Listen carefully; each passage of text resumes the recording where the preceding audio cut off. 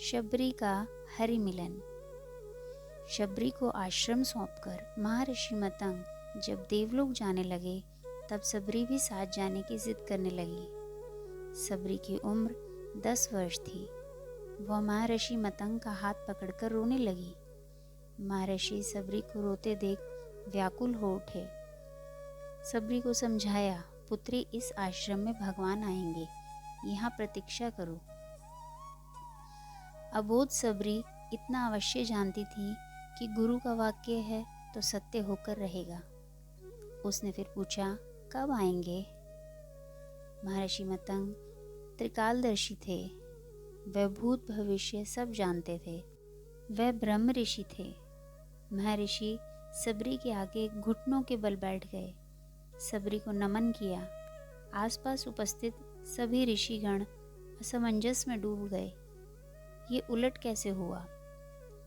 गुरु यहाँ शिष्य को नमन करे, ये कैसे हुआ? महर्षि के तेज के आगे कोई बोल न सका। महर्षि मतंग बोले, पुत्री, अभी उनका जन्म भी नहीं हुआ है। अभी दशरथ जी का लगन भी नहीं हुआ। उनका कौशल्या से विवाह होगा, फिर भगवान की लंबी प्रतीक्षा होगी। फिर दशरथ जी का विवाह सुमित्रा से होगा, फिर प्रतीक्षा।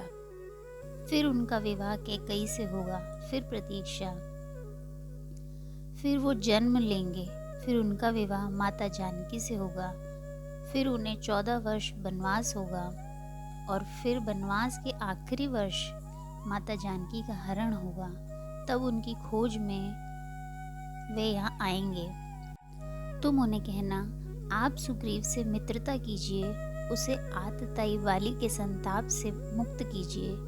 आपका अभिष्ट सिद्ध होगा और आप रावण पर अवश्य विजय प्राप्त करेंगे। शबरी एक क्षण किंग कर्तव्य विमूढ़ हो गई। अबोध शबरी इतनी लंबी प्रतीक्षा के समय को माप भी न पाई। वह फिर अधीर होकर पूछने लगी, इतनी लंबी प्रतीक्षा कैसे पूरी होगी गुरुदेव?